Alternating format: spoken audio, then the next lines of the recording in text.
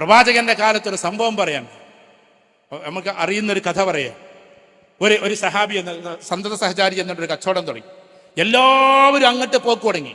അപ്പൊ അപ്പുറത്തൊരു ജൂതന്റെ കച്ചവടമുണ്ട്. അയാൾക്കും അതേ കച്ചവടം തന്നെയാണ്. ആ കച്ചവട സ്ഥലത്തേക്ക് ആളുകൾ പോവാതെ, കാരണം അവിടെ കുറച്ച് വില കൂടുതൽ എന്തൊക്കെയാണ്. ഏകദേശം അസർ, നമ്മളെ ഭാഷയിൽ പറഞ്ഞ 4-4:30 മണിയായപ്പോൾ ഇദ്ദേഹം ക്ലോസ് ചെയ്തു.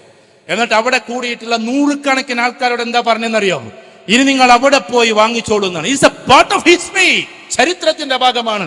നിങ്ങൾ അവിടെ പോയിട്ട് വാങ്ങിച്ചോളൂ എന്ന് പറഞ്ഞു. അപ്പൊ ഇവര് പറഞ്ഞു ഞങ്ങൾ നിങ്ങളെ കടയിൽ നിന്ന് തന്നെ വാങ്ങണം, ഞങ്ങൾ നിങ്ങളാ കുറച്ചും കൂടി സത്യസന്ധൻ, നിങ്ങൾ തന്നേക്കെന്ന് പറഞ്ഞപ്പോ ഈ സഹാബി പറഞ്ഞത് എന്താണെന്നറിയോ?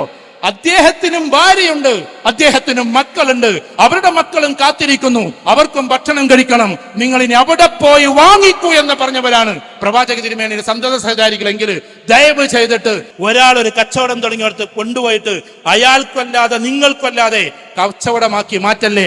പകരം അയാളെയും പ്രൊമോട്ട് ചെയ്യേണ്ട ഉത്തരവാദിത്തം നിങ്ങൾക്കാണ്. സിമന്റുകാർ കൂടുതൽ ചെയ്യാറുണ്ട്, ക്ഷമിക്കണം കേട്ടോ. സിമന്റുകാർ ഇങ്ങോട്ട് വാങ്ങിക്കും, എന്നിട്ട് 50 പൈസ കുറച്ചിട്ടാണ് കൊടുക്കും. തൽക്കാലം അന്നത്തെ പൈസക്കും വേണ്ടിയിട്ട് ഈ പരിപാടിയൊക്കെ ചെയ്യല്. ഈ ദയവായിട്ട് ഇതൊക്കെ നിർത്തണം. കാരണം എന്താന്ന് വെച്ചാൽ അങ്ങനെയുള്ള പൈസ ഉണ്ടല്ലോ, ഒരാളുടെ നെഞ്ചിൽ നെരിപ്പോട് ചാർത്തിയിട്ട് നമ്മൾ ഉണ്ടാക്കുന്ന സമ്പത്ത് കൊണ്ട് ഉറപ്പിച്ചോളൂ, നമ്മുടെ മക്കൾ ഒരിക്കലും ഗതി പിടിക്കില്ല എന്നാണ് എല്ലാ മതങ്ങളും പറഞ്ഞുകൊണ്ടിരിക്കുന്നത്. ഒരാളെ ചതിച്ചും വെട്ടിച്ചും ഉണ്ടാക്കിയ സമ്പത്ത് കൊണ്ട് ഒരാളുടെ മക്കളും ഉയരങ്ങളിലേക്ക് എത്തില്ല. തലമുറകളായിട്ട് വഴിതെറ്റിപ്പോകും നമ്മൾ കാണേണ്ടി വരും.